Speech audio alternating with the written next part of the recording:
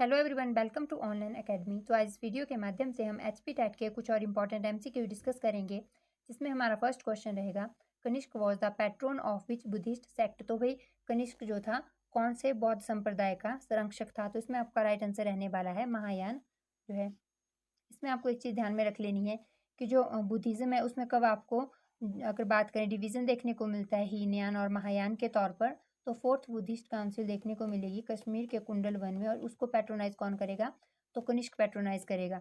और कब होगी 72 एडी में, तो उसमें जो है डिवीज़न देखने को मिलेगा। आपको ध्यान में रख लेना है कि भाई फोर्थ बुद्धिस्ट काउंसिल में क्या होगा, डिवीज़न होगा, अगर बात करें बुद्धिज़्म में हीनयान और जो है महायान के तौर पर।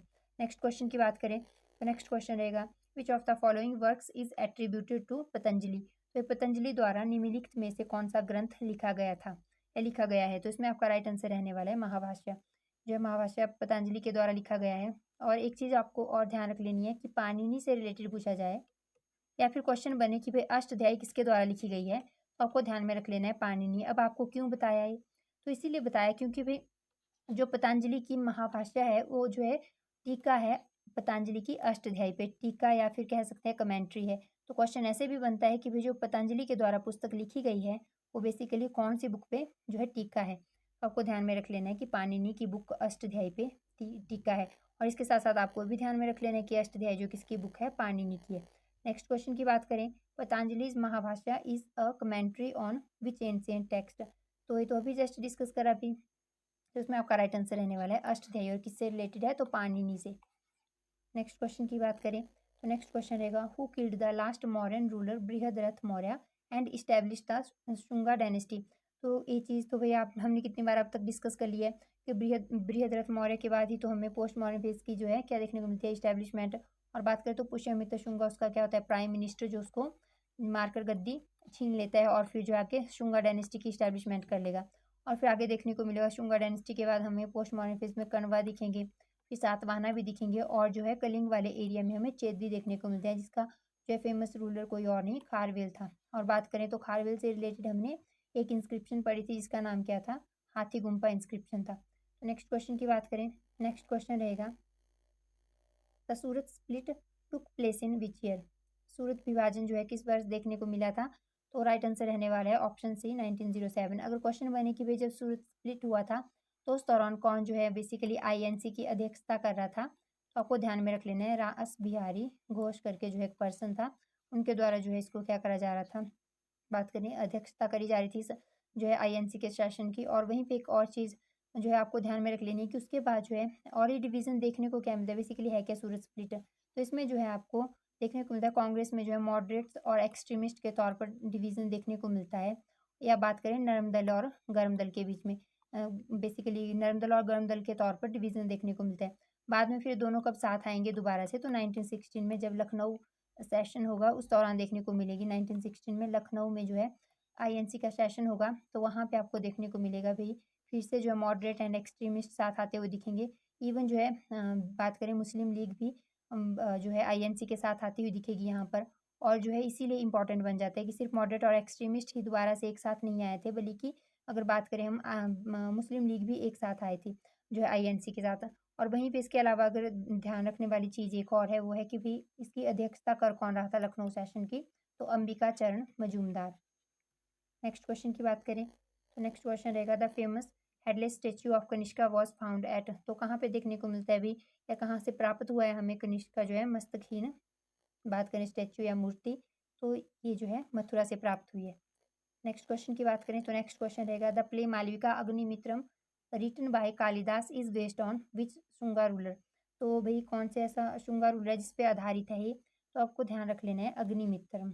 और अग्निमित्र की बात करें तो ये पुष्यमित्र शुंगा का बेटा था, जो कि फाउंडर है शुंगा डायनेस्टी का, हमने पहले ही देख लिया था। और इसके बाद इसको सक्सीड कौन करेगा, तो अग्निमित्रम जो सक्सीड करता हुआ दिखेगा। और अग्निमित्र और बात करें मालविका, इन दोनों की स्टोरी कालिदास की बुक में देखने को मिलता है, इसका नाम मालविका अग्निमित्रम है। यहाँ से आपको एक और चीज़ ध्यान में रख लेनी है कि जो मालविका अग्निमित्रम नामक पुस्तक है, ये इन्फॉर्मेशन जो है पोस्ट मॉडर्न फेज के बारे में देती है, लेकिन ये लिखी गई है जो है गुप्ता फेज में। तो ऐसा क्यों, क्योंकि कालिदास जो था गुप्ता फेज से रिलेटेड है। सबको आइडिया है कालिदास जो बहुत प्रोमिनेंट बात करें तो राइटर थे, या कह सकते हैं कि स्कॉलर थे। तो इनके द्वारा जो है गुप्ता फेज में लिखी गई है बुक मालविका अग्निमित्रम।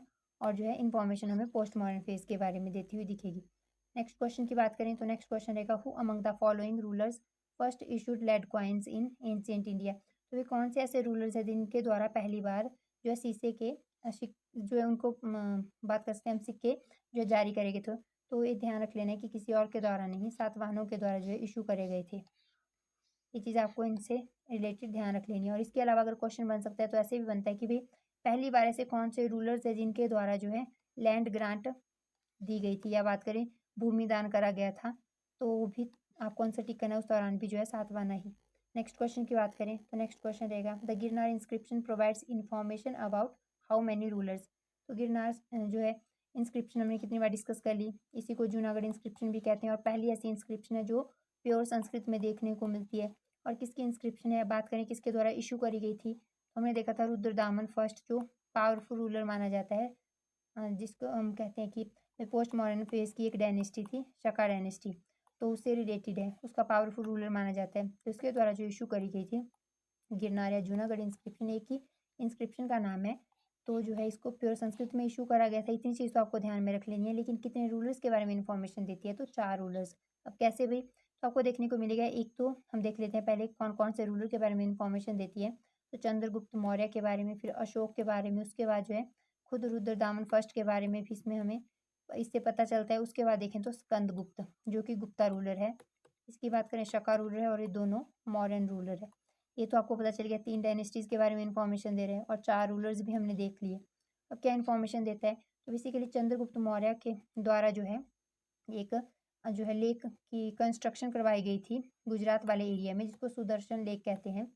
तो इसीलिए जो है उसमें क्या देखने को मिलेगा आपको, बाद में आगे चलकर जो है अशोक वहाँ पे डैम कंस्ट्रक्ट करवाएगा। उसके बाद जो है जब जो है अगर बात करें फ्लड के मतलब फ्लड आने की वजह से उसमें आपको देखने को मिलेगा कि उसका ना डिस्ट्रक्शन हो जाता है ऑलमोस्ट, तो उसको रिपेयर कौन करवाएगा, उसको रिपेयर करवाएगा रुद्रदामन फर्स्ट। तो पहली बार तो उसके द्वारा जो है रिपेयर करवाया गया, लेकिन दोबारा से फ्लड की वजह से उसमें डिस्ट्रक्शन देखने को मिलता है ना। तो उस वजह से हमें देखने को मिलेगा इस बार जो है स्कंदगुप्त उसको क्या करवाएगा, रिपेयर करवाएगा।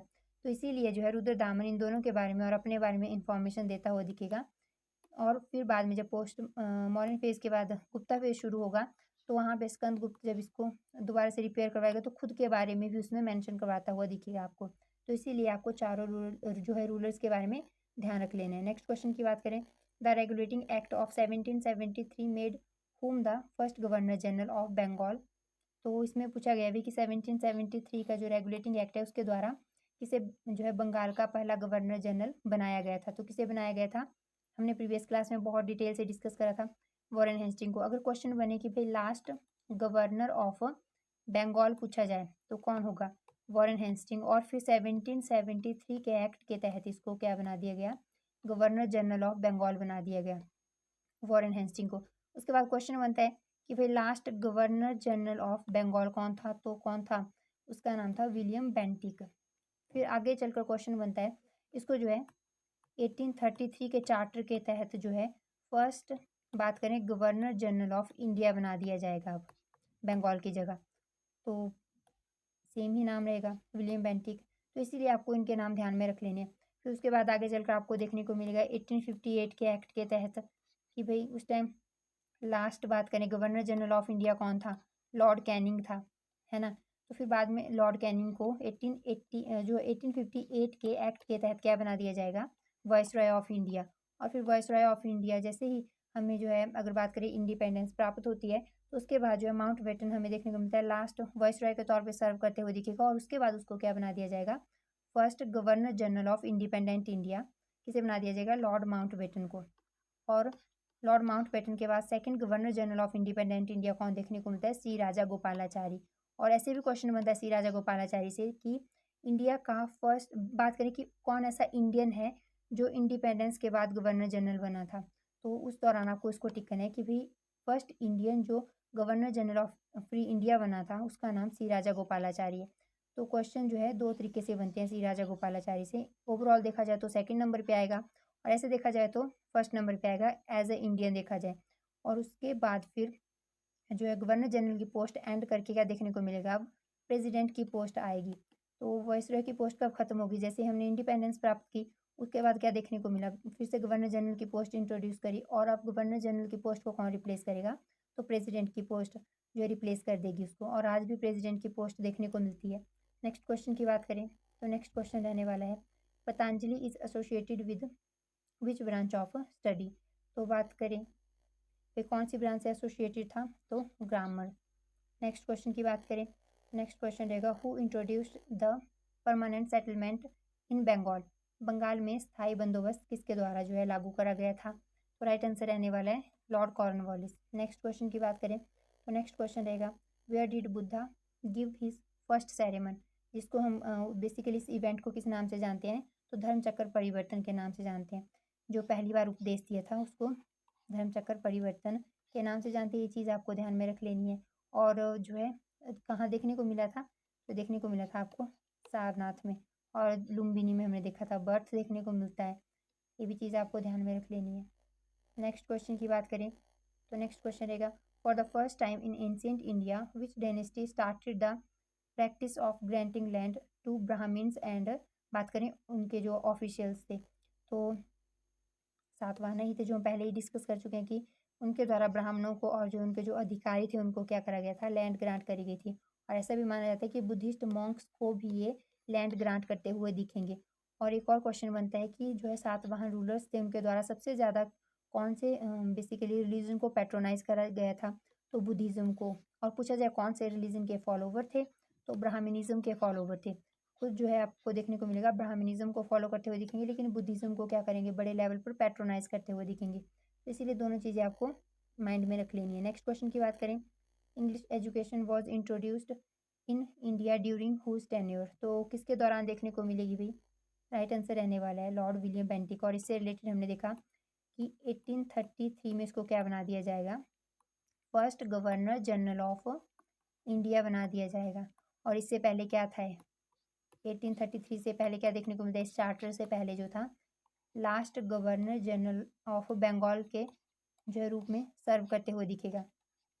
और ऐसा माना जाता है कि 1833 में तो अनाउंस कर दिया गया था एज अ, मतलब कि भाई ऐसी पोस्ट आएगी कोई first governor general of India के तौर पे काम करते हुए दिखेंगे अब से जो गवर्नर जनरल ऑफ बंगाल था। लेकिन जो है 1835 में पहली बार as a governor general of India काम करना शुरू करेगा। ये चीज़ भी ध्यान में रख लेनी है, हो सकता है पूछ लिया जाए कि कब से जो है शुरू, मतलब as a governor general of India work करना शुरू करेगा। तो नेक्स्ट क्वेश्चन रहने वाला है which of the following rulers is not associated with Sudarshana lake. तो ये तो भी आपको पता ही होगा क्योंकि अभी जस्ट हमने डिस्कस करा, चंद्रगुप्त मौर्य देखने को मिलता है, अशोक देखने को मिलता है, स्कंदगुप्त भी है, और बात करें तो यहाँ पे रुद्रदामन भी है। खारवेल जो है राइट आंसर रहेगा, ये चेदी डायनेस्टी से रिलेटेड था। और जो है बात करें हाथी गुम्फा इंस्क्रिप्शन देखने को मिलती है जो बहुत फेमस इंस्क्रिप्शन है, इससे एसोसिएटेड है और इसके बारे में इंफॉर्मेशन प्रोवाइड करवाती है। अगर क्वेश्चन बने कि कौन से रिलीजन का फॉलोवर था खारवेल का, जो बेसिकली बात करें चेदी डायनेस्टी का जो फेमस रूलर खारवेल था, तो ध्यान में रख लेना है कि जैनिज्म का फॉलोवर था। नेक्स्ट क्वेश्चन की बात करें who introduce the doctrine of lapse, तो जो हड़प नीति किसके द्वारा इंट्रोड्यूस करी गई थी, लॉर्ड लॉजी। और ये क्वेश्चन इस बार भी बना था जून 2025 में, आपको ये माइंड में रख लेना है, भूलना नहीं है। और इसके अलावा लॉर्ड लॉजी के इर्द गिर्द जितनी भी चीज़ें आपको जो है दिखती है कि इंपॉर्टेंट हो सकती है, या बात करें कि जितनी भी इससे रिलेटेड चीज़ें हैं वो सारी ही इंपॉर्टेंट है, क्वेश्चंस बन सकते हैं। नेक्स्ट क्वेश्चन की बात करें तो इसीलिए आपको एक बार देख लेना है। नेक्स्ट क्वेश्चन की बात करें who was the founder of the Satavahana dynasty, तो भाई कौन था फाउंडर सातवाहना डायनेस्टी का, तो इसका संस्थापक था सीमुका। ये चीज़ आपको ध्यान में रख लेनी है। और ऐसा भी पूछा जाता है कि जो है कण्वों को कौन रिप्लेस करते हुए दिखते हैं, तो सातवाहना रिप्लेस करते हुए दिखते हैं। और कण्वों ने किसे रिप्लेस करा था, तो इन्होंने रिप्लेस करा था शुंगा डायनेस्टी को, और हमें पता है शुंगा डायनेस्टी ने तो मौर्यन रूलर्स को रिप्लेस करा था, है ना। तो इसीलिए आपको क्रोनोलॉजी भी इनकी ध्यान में रख लेनी है। नेक्स्ट क्वेश्चन की बात करें under which governor general was the first railway line in India opened, तो ये जो है लॉर्ड डलहौजी था। इसलिए मैंने आपको कहा कि भाई जो भी लॉर्ड लॉजी से रिलेटेड चीज़ें हैं वो आपको एक बार क्या कर लेनी है, पढ़ लेनी है, क्योंकि बहुत इंपॉर्टेंट है, इससे रिलेटेड जो है क्वेश्चन देखने को मिलता है, तो आपको ध्यान में रख लेना है। नेक्स्ट क्वेश्चन की बात करें who was the governor responsible for constructing Sudarshana lake, तो उसमें पूछा गया कि बेसिकली चंद्रगुप्त मौर्य ने जिसे जो है ऑर्डर दिया था सुदर्शना लेक कंस्ट्रक्ट करने का, बात करें गुजरात वाले एरिया में, तो उसका नाम क्या था? उसका नाम था पुष्यगुप्त। और एक चीज़ ध्यान रख लेना कि पुष्यगुप्त जो था चंद्रगुप्त मौर्य के टाइम पर था। हो सकता है कंफ्यूज करने के लिए आपको जो है पुष्यमित्र शुंगा भी दे दिया जाए, पुष्यमित्र दे दिया जाए, पुष्यगुप्त और पुष्यमित्र दोनों दिया तो आप कंफ्यूज हो जाओगे, क्योंकि जो पुष्यमित्र था वो जो है आपको देखने को मिलेगा बृहद्रथ के टाइम पे, लास्ट रूलर है और ये फाउंडर देखने को मिलता है, तो उसके टाइम पे पुष्यगुप्त था। इसीलिए आपको माइंड में रख लेना है। और क्वेश्चन डायरेक्ट ऐसे भी बनता है कि जैसे यहाँ पे अभी बना है कि भाई गवर्नर कौन है, और ये प्रीवियस ईयर क्वेश्चन से ही मैंने बेसिकली डिफरेंट डिफरेंट एग्जाम्स में जितने भी प्रीवियस ईयर क्वेश्चन बने हैं, तो उन जो क्वेश्चंस को रखा हुआ है आपके एग्जाम के पैटर्न को जो है ध्यान में रखते हुए उसको एनालाइज करने के बाद ही आपके लिए सारे क्वेश्चंस रखे गए हैं। तो इसलिए आपको ये चीज़ें ध्यान में रख लेनी है। नेक्स्ट क्वेश्चन की बात करें तो नेक्स्ट क्वेश्चन रहने वाला है, who is known as the father of local self government in India? तो कौन था भाई, या किसे कहा जाता है? तो लॉर्ड रिपन। नेक्स्ट क्वेश्चन की बात करें, नेक्स्ट क्वेश्चन रहने वाला है, हु इंट्रोड्यूस्ड द जो है इंडियन यूनिवर्सिटी एक्ट 1904? तो किसके द्वारा भारतीय विश्वविद्यालय अधिनियम 1904 लागू करा गया था? राइट आंसर रहने वाला है लॉर्ड कर्जन। लॉर्ड डलहौजी भी नहीं छोड़ना है आपको और लॉर्ड कर्जन भी नहीं, क्योंकि इंपॉर्टेंट इसीलिए भी आगे बंगाल विभाजन देखने को मिलता है। बंगाल जो पार्टीशन ऑफ बंगाल इसी के दौरान देखने को मिला था, इसी के द्वारा अनाउंस करा जाता है 1905 में देखने को मिलेगा। और 1904 में तो हमने देखा कि भी जो है इंडियन यूनिवर्सिटी एक्ट लाया गया था, इसके द्वारा लागू करा गया था। नेक्स्ट क्वेश्चन की बात करें, partition of Bengal took place during whose tenure? तो किसके दौरान देखने को मिलता है? लॉर्ड कर्जन के बारे में, सॉरी